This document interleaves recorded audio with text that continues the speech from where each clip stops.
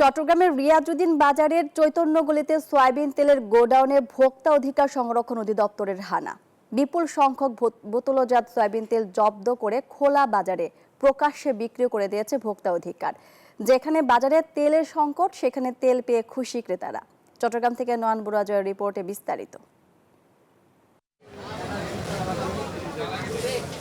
দেশ জুড়ে যেখানে সয়াবিন তেলের সংকটে দিশেহারা ক্রেতারা, সেখানে চট্টগ্রামের রিয়াজউদ্দিন বাজারের চৈতন্যগলিতে ভোক্তা অধিকার সংরক্ষণ অধিদপ্তরের অভিযানে দেখা যায় ভিন্ন চিত্র।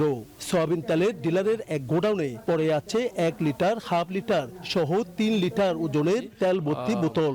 ভোক্তা অধিকার সংরক্ষণ অধিদপ্তর চট্টগ্রামের উপপরিচালক বলেন, এসব তেল বিক্রি না করে মজুত করে রেখেছে তারা।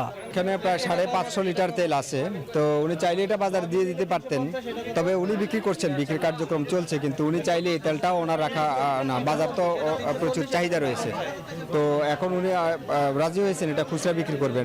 তবে এই ডিলারের কারখানায় বিপুল সংখ্যক তেলভর্তি বোতল পেলেও মালিকপক্ষ বলছে ভিন্ন কথা।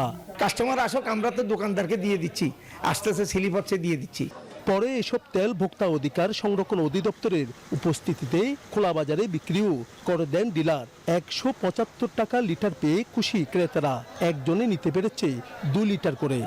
175 টাকা। জি না, বাজারে আরো বেশি, বাজারে 180 থেকে 85 এরকম নেই। খুব সাধুবাদ জানাই এই কাজটা করার জন্য। যারা সাধারণ ভোক্তারা আছে তারা এই তেল নিয়ে অনেক ক্রাইসিস, অনেক কষ্ট পাচ্ছে। এইরকম কাজগুলো করে দেখলে তাহলে সাধারণ যারা লোকজন আছে তারা অনেক উপকৃত হবে। তবে জেলা প্রশাসকের নির্দেশের পর থেকে বাজারে খোলা সয়াবিন তেলের সরবরাহ বেড়েছে, পাচ্ছে 160 টাকা লিটারে। নয়ন বড়ুয়া জয়, নিউজ 24।